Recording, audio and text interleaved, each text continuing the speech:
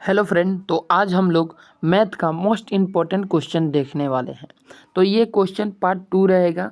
5 तक बता चुके थे फ्रेंड। तो आज हम लोग छठा से चलेंगे, लेकिन पांचवा भी बना देते हैं, ठीक है। तो आज हम लोग 6 क्वेश्चन देखेंगे मोस्ट इम्पॉर्टेंट, ठीक है। चलिए, 5 नंबर क्वेश्चन क्या कह रहा है फ्रेंड। यदि किसी संख्या के 85% को 75% में जोड़ा गया तो परिमाण स्वरूप वह संख्या स्वयं प्राप्त होती है, वह संख्या है।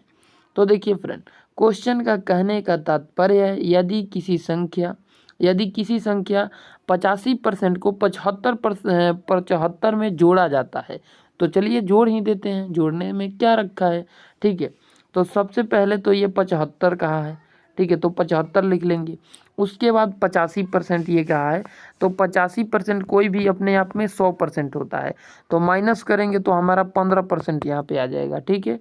तो यहाँ पर 15 रख देंगे और परसेंट का मतलब होता है 100, ठीक है, 100। अब इसको हम लोग कटाएंगे तो 15 पाँचे क्या होता है, 75 होता है। और 5 में दोस्तों 100 से गुना कर देंगे तो हमारा 500 आंसर आ जाएगा, ठीक है, 500, ठीक है। कितना इजी है आपको बता दें दोस्तों, ये रेलवे में भी पूछा गया है, रेलवे ग्रुप डी में भी पूछा गया है और एनटीपीसी में भी पूछा गया है। और आपको बता दें एसएससी एक जीडी एग्जाम होता है, एसएससी जीडी, ठीक है, तो ये जीडी में भी पूछा गया है। उसके बाद एसएससी में एक होता है दोस्तों एमटीएस, एमटीएस में ये मतलब ये इतने में पूछा गया ये प्रश्न है, ठीक है, मोस्ट इम्पोर्टेंट। हम टाइप नहीं किए हैं दोस्तों यहाँ पर कि इसमें पूछा गया है, इसलिए नहीं किया है कि मेरा टाइम बहुत ज़्यादा लॉस हो जाता है, ठीक है, इसलिए नहीं किए हैं। बाकी आप विश्वास के ऊपर कार्य कर सकते हैं, क्योंकि विश्वास पर पूरा दुनिया टिका हुआ है, ठीक है। चलिए दूसरा क्वेश्चन है दोस्तों, यानी छठा क्वेश्चन। यदि किसी संख्या के 40% और उसी संख्या के 30% के योग 70 हैं, तो वह संख्या कौन सी होगी, ठीक है। तो देखिए फ्रेंड, इसको हम किस प्रकार से डिफाइन करेंगे, ठीक है। सबसे पहले हमसे 40% और 30% का बात किया है, तो 40% और 30% को हम लोग ऐड कर लेंगे। तो 40 और 30% के ऐड करेंगे तो हमारा निकल के आ जाएगा 70%। अब 70% निकल के आ गया हमारा, ठीक है, 70%। तो 70% को ये कितने के बराबर बोला है, 70% को ये 70 के बराबर बोला है। तो जब 70% 70 के बराबर है तो हमारा 100% 100 के बराबर होगा, कंफर्म हो जाएगा, राइट आंसर 100 हो जाएगा, ठीक है। चलिए अगले प्रश्न की ओर बढ़ेंगे। अगला प्रश्न हमारा 7 नंबर है। 7 नंबर प्रश्न क्या कह रहा है दोस्तों, 7 नंबर प्रश्न कह रहा है यदि किसी भिन्न के अंश में 140% की वृद्धि की जाए और भिन्न में हर में 20% की कमी की जाए तो परिमाण में भिन्न 12/7 है, मूल भिन्न ज्ञात कीजिए, ठीक है। तो सबसे पहले इसको x मान के हम लोग बनाएंगे, ठीक है, x मान के हम लोग इसको डिफाइन करेंगे, ठीक है। तो हमसे क्या कहा है दोस्तों, हमसे कहा है x, ठीक है, कितना दे रखा है, हमको दे रखा है 140, कितना दे रखा है दोस्तों, 140 दे रखा है, ठीक है। तो 140 को हम लोग क्या करेंगे, 140, ठीक है, तो हम लोग लिख लेंगे यहाँ पे, ठीक है, 240, ठीक है, वृद्धि होता है, ठीक है। तो 240 बट्टे में हो जाएगा y x 80, ठीक है। और फिर दे रखा है हमारे पास कितना, 12/7, ठीक है, 12/7, तो 80, 0 से 0 कट जाएगा, ठीक है, और 8 का 24, ठीक है। तो ये 3 आ गया हमारे पास, ठीक। अब इसको कटाएंगे तो कट जाएगा हमारा 4×3=12, यहाँ से 4 आ गया और यहाँ से 4/7 हमारा आंसर आ जाएगा, ठीक है, 4/7 हमारा आंसर आ जाएगा, ठीक है फ्रेंड। समझ गए आप लोग, बहुत बढ़िया, बहुत ही बेहतरीन तरीके से आप लोग समझ गए होंगे, ठीक है। चलिए अगले प्रश्न की ओर बढ़ेंगे। अगला प्रश्न एक छोटा 240 लिए थे, ठीक है, 240।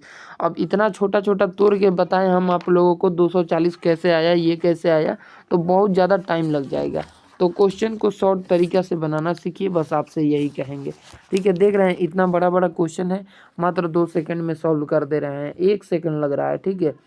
एक आदमी 5/7 ब्याज पर, ठीक है, ब्याज ऐसे लिखाएगा, ब्याज, ठीक है, ब्याज ऐसे लिखाएगा, हालांकि पूरा वह हो गया है, इसके लिए सॉरी।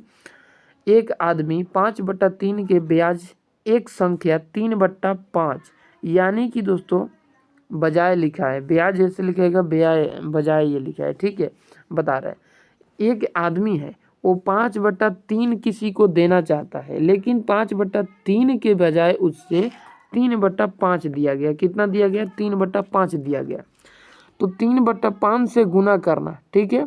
5/3 के बजाय एक संख्या 3/5 से गुना करता है या दिया गया किसी को, ठीक है। उसके परिमाण में प्रतिशत परिवर्तन पर पता लगाना है, ठीक है। तो चलिए पता लगा लेते हैं। सबसे पहले हम लोग करेंगे क्या, 5/3 है तो 5/3 ये बदल कर कितना हो गया, तो 3/5।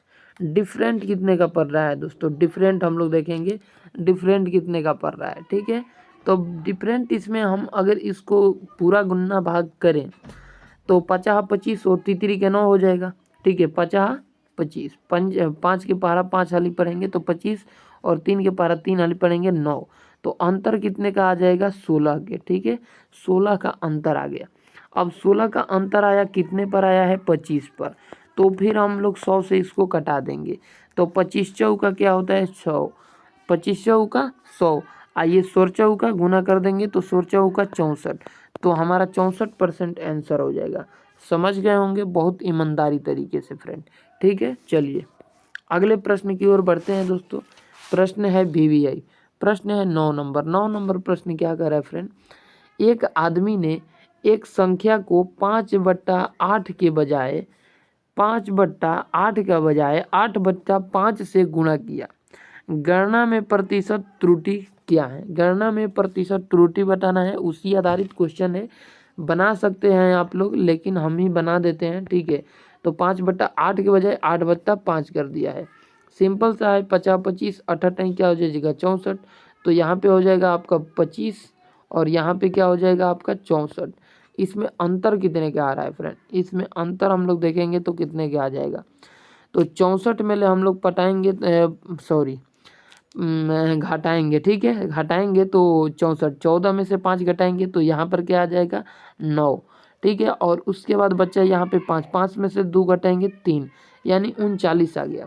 तो 39 आया है कितने के रिस्पेक्ट में आया है? तो 39 आया है दोस्तों 25 के रिस्पेक्ट में आया है। 25 के रिस्पेक्ट में 39 आया है। बस इसको 100 से आप लोग कटा दीजिए।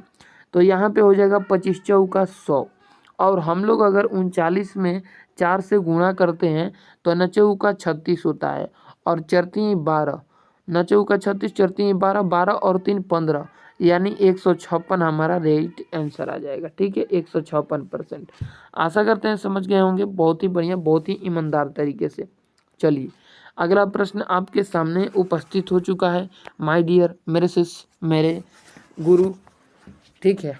क्योंकि गुरु भी आप हैं, शिष्य भी आप ही हैं। क्योंकि गुरु इसलिए हम बोले क्योंकि कभी कल आपसे भी हमें कुछ सीखने का मौका मिलता है, ठीक है।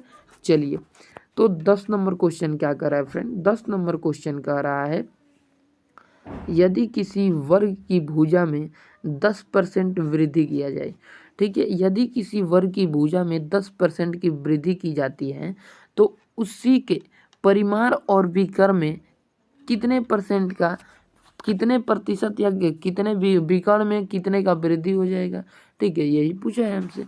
तो सबसे पहले हम लोग इसको किस प्रकार से डिफाइन करेंगे, ठीक है। देखिए सबसे पहले आपको तो ये पता होना चाहिए दोस्तों कि यदि ये होता है आपका, ठीक है, एक कण होता है, एक आधार होता है, एक लंब होता है।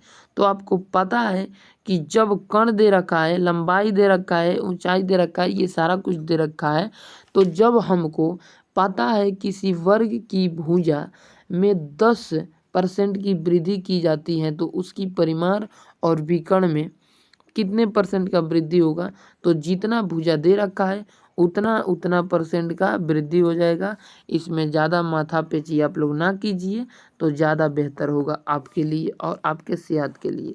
इस सब क्वेश्चन को ऐसे ही याद कर लीजिए, ठीक है। बनाने पर पूरा बोर्ड ये भर जाएगा। जितना बोर्ड आप लोग देख रहे हैं ये पूरा बोर्ड भर जाएगा, शायद कमी पड़ जाएगा।